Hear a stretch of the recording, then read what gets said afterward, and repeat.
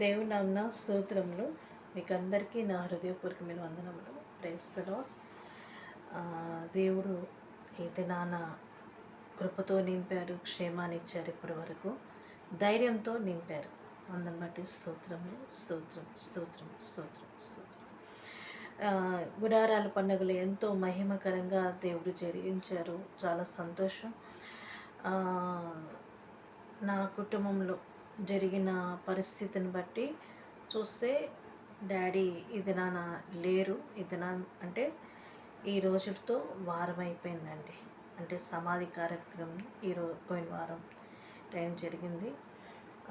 చాలా బాధలో ఉన్నాము, కానీ దేవుడే ధైర్యం ఇస్తూ నడిపిస్తున్నారు.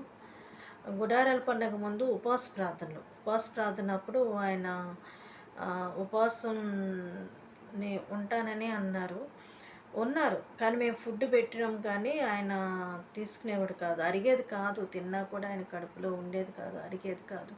చాలా ఇబ్బందులు పడేవాడు. సండే రోజు నేనైతే మర్చిపోయా, ఇంకా ఆయన తినట్లేదు కదా అన్నట్లు నేను వదిలేసాను. కానీ ఆయన చాలా ఆకలితో ఉన్నారు. ఆ రోజు ప్రార్థన బాగా జరిగింది. ఆ రోజు అసలే బల్లారాధన ఎప్పుడు అని ప్రతిసారి అడిగేవాడు.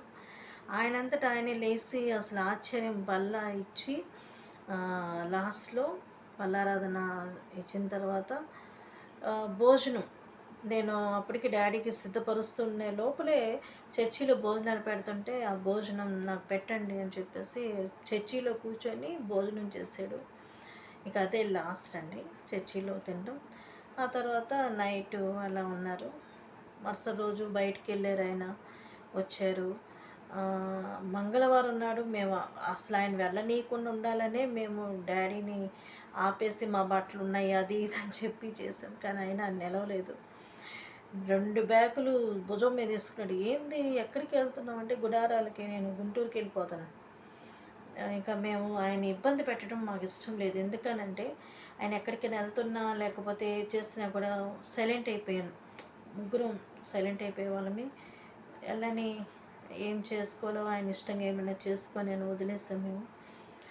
ఆ రోజు వెళ్ళేటప్పుడు డ్రైవర్ కోసం చాలా అడిగాడు, వాడిని పిలిచాడు, వాడేమో రాకుండా చాలా డిస్టర్బ్ చేశాడు. సరే ఎంత దూరం వెళ్ళారో మాకు తెలియదు, కానీ కొంచెం దూరం వరకు వెళ్ళారు. మా అత్త కొడుకు వచ్చిన తర్వాత మనోజ్ని వాడిని వేసుకొని ఇంకా ఆయన గుంటూరుకి వెళ్ళటం జరిగింది. బాగా చూసుకున్నారు అక్కడ, సేవకులు కూడా అందరూ బాగా చూసుకున్నారు. చాలా సంతోషం.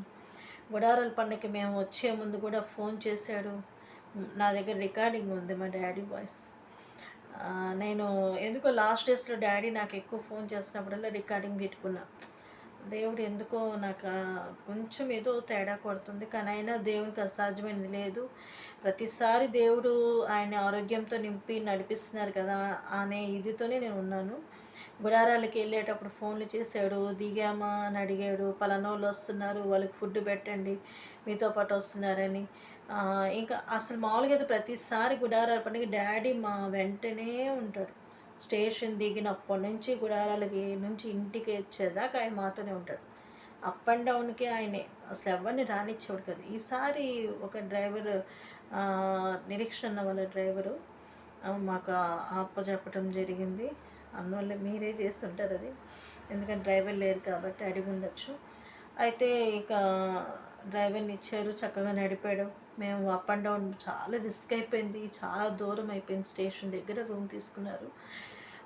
ఎంత ఇబ్బంది అయిందంటే మాకు అప్ అండ్ డౌన్ చేయడానికి చాలా ఇబ్బంది అయిపోయింది. శనివారం నాడు, శుక్రవారం అనుకుంటా, మాతో పాటు ఎక్కారు. ఎక్కినప్పుడు టీ కావాలన్నారు. నేను అప్పుడు అరిచా, ఇక్కడ అసలు ఎంత స్మెల్ వస్తుంది, ఈ ప్లేస్లో ఎందుకు నువ్వు తాగుతావు, చక్కగా రూమ్లో ఇచ్చినప్పుడు తాగేయచ్చు కదా అంటే, నాకు తాగాలనిపిస్తుంది అన్నారు. టీ తాగారు. టీ తాగిన తర్వాత అరవటం అంటే ప్రేమ కదండి తండ్రి అంటే. ఇక్కడ స్మెల్ వస్తుంది, మళ్ళీ అది నోట్లోకి ఇన్ఫెక్షన్ లాగా వెళ్తుంది అని అన్నా నేను. అంటే నాకు తాగాలనిపిస్తుందని అప్పటికి టీ తెప్పించుకొని తాగారు. ఇక మేము గుడారాలకి లేట్గా రావాల్సి వచ్చింది. ఈసారి చాలా లేట్ అయింది. కొంచెం వెనకాల అట్లా సైడ్న కూర్చున్నాం. డాడీ ఎక్కడ కూర్చుంటే మేము ఎక్కడ కూర్చుంటే ఆయన మాకు ఎదురుగా అక్కడ కూర్చోవటం జరిగింది.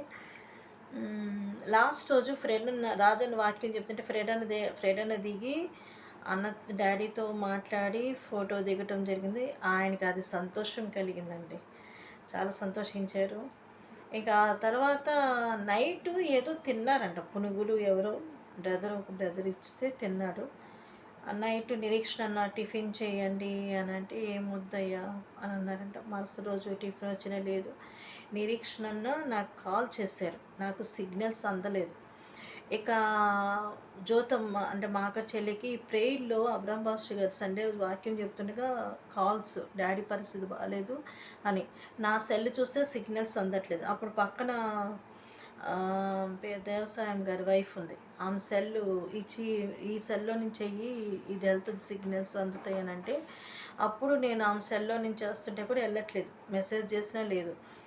ప్రేయర్ అయిపోవటంలే మేము డాడీ దగ్గరికి వెళ్ళాము. ఆయన ఏ కండిషన్లో ఉన్నంటే ఇలా బాత్రూమ్ దగ్గర కూర్చొని ఎంత బలహీనమైపోయాడంటే చాలా బలహీనమైపోయాడు.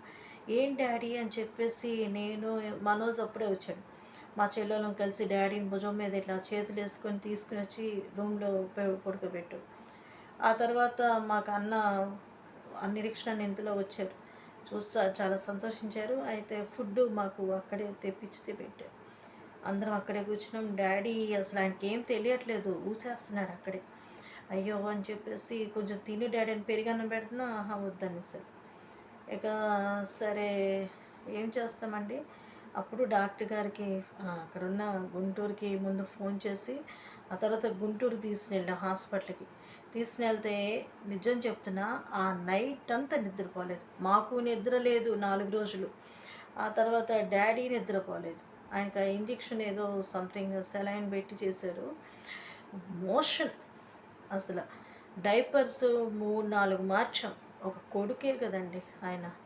పసిబిడ్డలాగా అయిపోయాడు ఆయన లాస్ట్లో. ఇక అది డైపర్ వేసుకోవటం, అది వెంటనే ఇదైపోవటం, మళ్ళీ తీసేయటం, వేయటం తీయటం. అసలు ఆయనకి అన్కాన్షియస్లోకి వెళ్ళిపోయాడు ఆయన. అంటే చూస్తుంటాడు కానీ ఏదో ఒకలాగా నోరంతా తెల్లబెట్టేశాడు. అదంతా మంచం ఇట్లా టీ అయిపోయింది.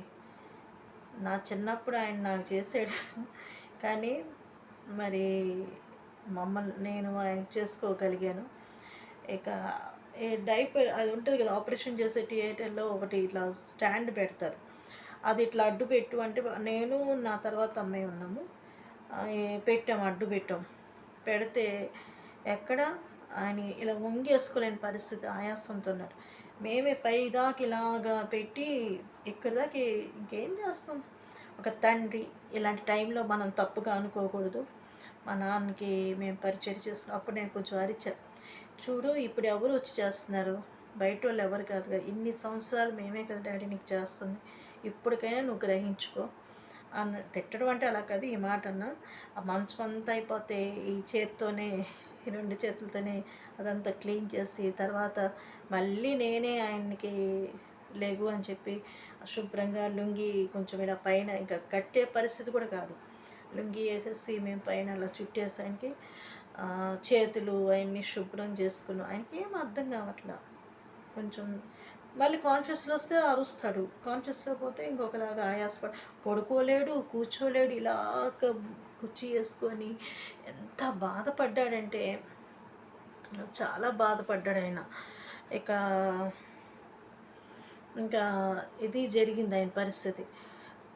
ఇంకా అప్పుడు మరుసటి రోజు నిరీక్షణ అన్న వచ్చాడు సాయంత్రంగా. వచ్చేసరికి అన్నం చూసి చాలా సంతోషించాడు. గిఫ్ట్ ఏదో ఇచ్చారంట, సేవకులకి అందరికి ఇచ్చింది. అది తెస్తే నాకు చూపించండి అని అన్నాడు. ఆ గిఫ్ట్ ఓపెన్ చేసి ఆ నిరీక్షణ నేను చూడలేదు, ఆ గిఫ్ట్ ఏదమ్మా అని చెప్పి తీసి చూపించాము. సంతోషించారు. క్లాత్ చూపించి ఇదిగో నీ బట్టలు అని చూపిస్తే అని అన్నాడు. ఇంకా అదే నిరీక్షణ అన్న టీ తాగు అని చెప్పి టీ తాగేదాకా ఆయన్ని కూర్చోబెట్టి టీ తాగిన తర్వాత ప్రార్థన చేస్తుంటే ఎందుకు ఇలా అబ్రామ్ పాస్టర్ గారు వచ్చారా అని లేచి ఇక అక్కడ ఆయన ఇది చేశాడు. ఇలాగా అక్కడ చివరి కూర్చోబెట్టి ఇలా చూడడం, అబ్రామ్ పాస్టర్ గారు వచ్చారా అని చెప్పేసి.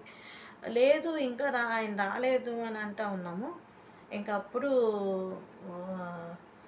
బ్లడ్ ఎక్కిస్తున్నారు. బ్లడ్డు, సెలైన్ వాళ్ళు ఇలా ఇలా గుచ్చేస్తున్నారు. ఆయనకి నొప్పులు వచ్చేస్తున్నాయి, శక్తి లేదు పాపం.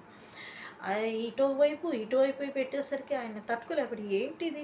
పదండి గుడారాల పండగ మీటింగ్స్ కదా! పదండి ఏంది ఇక్కడ కూర్చున్నారు సిద్ధపడండి అన్నాను.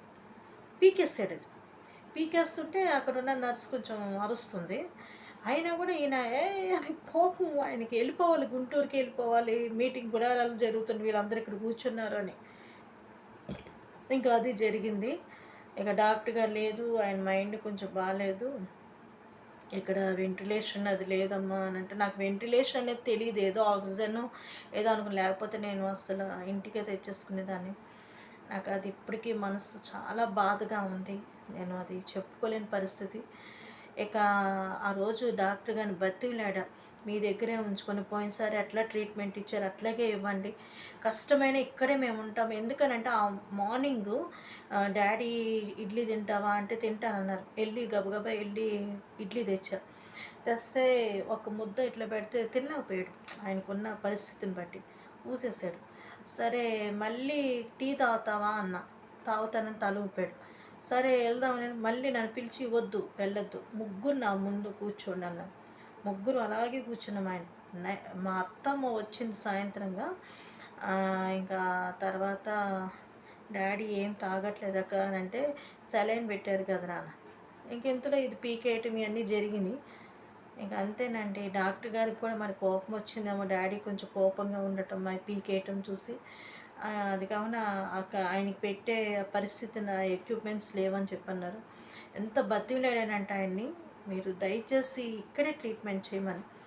ఇక ఆయన సరే లాస్ట్లో సరే అన్నాడు. అనే లోపలే మా డాడీని తీసుకెళ్ళి అంబులెన్స్లో పెట్టేశారు క్రాంతి.